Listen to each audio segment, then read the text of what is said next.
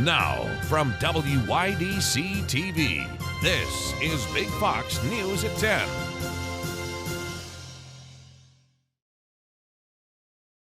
Good evening, I'm Anna Manuel. Heating your home this winter can lead to disaster if you're not careful. Big Fox's Josh Feldberg spoke with the West Elmira Fire Department to find out ways to keep your home safe this winter. Fire safety is one thing to look out for this winter. The winter months open the door for new fire hazards.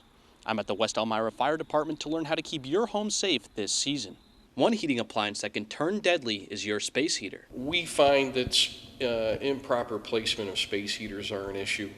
Remember to keep your space heaters 3 feet from any combustible materials. The fire department also gave some guidelines on how to keep your furnace safe. Furnaces should be checked prior to usage.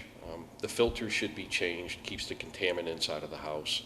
It should also be inspected too for carbon monoxide emissions to make sure that there aren't emissions in there that are going to hurt the family members. Carbon monoxide is a colorless, odorless gas that can be lethal in high doses within a residence. The fire department also highly recommended that you should never use your stove or oven to heat your house. One final precaution to be aware of is extension cords. First of all, extension cords should never be used to use a heating appliance with. You should always use the cord that comes with the appliance itself. Also, folks like to hide extension cords underneath rugs and carpets. That's a bad idea for a number of reasons. One, it produces heat because it can't dissipate from the cord, and the other thing is constantly stepping on the rug. It actually creates wear on the cord, can fray it, and will damage the cord, cause short circuit. For more fire safety guidelines, you can visit the City of Elmira's website. Josh Feldberg, Big Fox News, Elmira. Governor Kathy Hochul and her Republican challenger Lee Zeldin will face off in their first head-to-head debate on Tuesday with just over 2 weeks to go before Election Day. The race between Hochul and Zeldin has been tightening in recent weeks, with a recent poll from Quinnipiac University showing Hochul leading by just 4 points. The debate will start at 7 p.m. from Pace University. Zeldin and Hochul's race for governor is just one of many that will impact New York. And in Pennsylvania, John Fetterman and Dr. Oz are gearing up for their own debate. Lauren Blanchard breaks down that race and others that are being closely watched around the country. In just one of the tight races that could have big implications in Washington, D.C., Pennsylvania Democrat John Fetterman and Republican Dr. Mehmet Oz will face off on the debate stage on Tuesday. We have the unique opportunity to elect John Fetterman to the Senate, and that means we're flipping a Senate seat from red to blue. In Georgia, where there are hotly contested Senate and gubernatorial races, voter turnout is 20% higher than this same time during the 2020 presidential election. Meanwhile, in Utah, Republican Senator Mike Lee is facing a tougher challenge than expected from independent anti-Trump candidate, former Republican Evan McMullin. Some reliably red voters have been alienated by Senator Lee's role in trying to challenge the 2020 election results. Evan McMullin supports Joe Biden and his policies. He would be a reliable Democratic vote, as he is the Democratic candidate in this race. If Republicans are able to snag a handful of seats and gain the majority in the House, it could mean the end of Speaker Pelosi. Republicans have honed in on economic issues and say Democrats are focusing on the wrong priorities. Things are not going well for the Democrats, and they want to continue to change the narrative so that it doesn't highlight their failures in policy. Was I not clear? We are going to win this election. President Biden is not starting the week on the campaign trail, instead talking to staff and volunteers at the Democratic National Committee. In Washington, Lauren Blanchard, Fox News. Authorities have confirmed that the cause of a fire at the Big Flats Applebees was a grease fire. Around 2:30 Sunday afternoon, flames broke out on a grill at the local eatery. Heavy smoke can be seen in these pictures billowing out of the vents and the roof. Fire crews from Horseheads, Elmira, Big Flats, and Corning rushed to the scene to put out the fire. It's unclear at this time how long the Applebee's location will be closed due to the damage from the fire. Halloween is a week away, and with it comes some hazards for your pets. Our Maggie Hall has your veterinarian-approved Halloween guide to keep your furry friends safe this spooky season. Today, I spoke with Dr. Heather Burst about how folks can keep their pets safe this Halloween. I also spoke with local pet owner Solveig Irway about her Halloween routine with pets. I've been a veterinarian 22 years, and today I have my little pal Dottie with me here today, and she is dressed in her Halloween costume for this segment. When looking for your own pet's Halloween costume, Dr. Burst gave the following advice. The number one thing is stuff, around their head and face. Make sure they can see, hear, and, breathe. That's going to make them happy. If you're taking your dog out trick-or-treating, obviously leashed, but also reflective, or the little necklaces, the glow stick type. Most folks know to keep their pet away from chocolate. But there's other things, I think, with Halloween to worry about candy-wise, I think sometimes people don't realize. So macadamia nuts, and walnuts, those are ones people may not think about that can definitely cause problems, and raisins. So I know a lot of candy bars, candies might have raisins in it. So you want to sort of stay away from all those things. Beware sugar-free candy as well. Xylitol is huge. It is in your sugar-free gum, your sugar-free hard candy. It's actually also in your toothpaste. And it doesn't take a lot to become fatal and put your dog into liver failure. And lastly, if your pet is to break into any Halloween candy stashes, to call your veterinarian right away. The ASPCA has a full list of Halloween safety tips at aspca.org. Have a fun and safe Halloween. Maggie Hall, Big Fox News, Corning. A new report confirms what many believed about the impact that school closures and remote learning had during the COVID-19 pandemic. And experts say the results are unacceptable. Mark Meredith has more. America's students are falling behind. The National Center for Education Statistics says its latest report shows a drop-off in math and reading comprehension among 4th and 8th grade students. The results are tied to tests taken this spring and compared to data from 2019. Since the pandemic began, 4th grade math scores dropped by 5 points.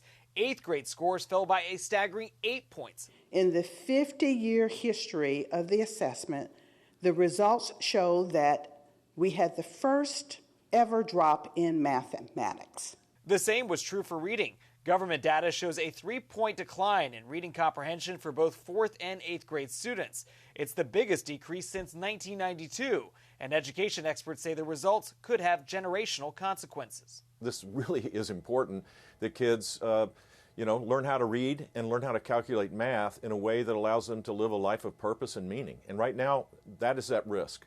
The COVID-19 pandemic left millions of children taking classes online. The report's authors say no state was spared from learning setbacks during that time, and Education Secretary Miguel Cardona calls the results unacceptable. If this is not a wake-up call for us to double down our efforts and improve education, even before the pandemic, then I don't know what will. It's no secret education is a major focus for both parties, and these scores with this latest report may also have a major impact on next month's midterm elections. In Washington, Mark Meredith, Fox News.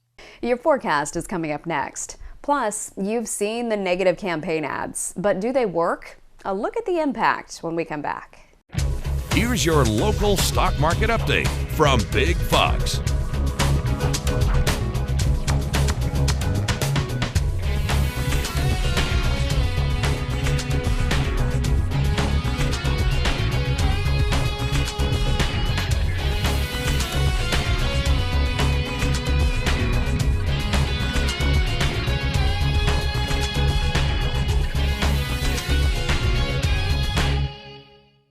Now, your Twin Tiers forecast from Big Fox. Well, we made the rebound back up towards and even above average as we stepped into our weekend forecast. Now, it's been a bit of a roller coaster as we had those frigid conditions middle of last week, giving us our little first taste of some of those winter-like conditions. But we made those improvements, and this is really what fall's about. It can give us these big waves of these changes of the weather pattern, showing that cooler air to the north is starting to deepen, and we have less and less of the daylight, so it struggles in the afternoons to make those improvements movements. Now, wind had a big factor in these warming, and as we still will factor in that warming here over the next 24 to 48 hours. Now, we have a southeasterly wind, light, but the cloud cover is going to keep us within those 50s through the overnight. So that overnight warmth is going to allow for us to still have a fairly warm Tuesday, even as we stay under those cloudier skies. Now, we had some shower activity this morning, giving us about 1/10 of an inch, as there has been some more showers across more of the east coast. But we'll note that there might be a sprinkle or two for our Tuesday forecast, but trending to stay drier. So what we are going to be watching for is going to be a frontal arrival as we head into our Wednesday forecast. And that's going to give us some rainier conditions, especially into the afternoon. So note that the umbrella is going to be needed yet again, and that's also going to be associated with cooler air to drop back in for the end of the week. Now, the weekend will bring back in some sunshine, but note that these cooler temperatures will not be as cool as we were seeing last week. We should hold out of the 40s for the most part. We'll see more seasonal cool weather work its way in. Now, rolling into our Tuesday forecast, for the most part, as we trend through this, you can see a few of those showers, mainly across eastern portions of New York, and that's where most of that stays. So just going to trend to see that cloud cover, and then early on Wednesday morning, you can start to see that banding feature start to set up just outside of Pennsylvania, and that's what we're going to be setting up to watch bring us some showery activity as we step throughout our Wednesday. So trending to keep some cloud cover around, but for the most part, what we're noting is that we'll have some peaks of some sunshine at times, and then that's going to keep temperatures just within those 70s, as our overnight low temperature is what our average high temperature should be at this time of the year, 58 degrees. So warmer air continues to stay in place. We note that Wednesday we'll start to see those changes, but we still have that warm wind in the early part of the day, so still bringing us nearly 10 degrees above average into those 60s. The rain showers and the switch in the wind later on Wednesday afternoon is what stunts those temperatures into the 60s, and then we'll talk about some cooling. Rainfall accumulation for Wednesday not expected to be significant, just another 1/10 of an inch possible there. And we'll note, though, as that frontal system makes its passage, it will be a little breezy on Wednesday. Winds gusts up to 25 to 30 miles per hour, and then we'll see that those temperatures will cool as that northerly wind takes out over. So back at average on Thursday, some partly cloudy skies, and then we'll continue to hold just around average. A few lower 60s could be possible, but we should see more and more of that bright sunshine as we step into the weekend forecast, and then continue that pattern into next week. Well, the countdown to the midterm elections, well, it's on. And as campaigns across the country are ramping up last-minute efforts to secure enough votes come November 8th, political analysts are predicting large numbers of people will turn out. Richard Jordan has the latest on the political landscape. With midterm elections right around the corner, a new Associated Press NORC poll finds 71% of voters believe the future of the country is at stake this November, regardless of their political affiliation. Majorities of Republicans and Democrats are deeply dissatisfied with the way things are going in the country and pessimistic about the state of politics.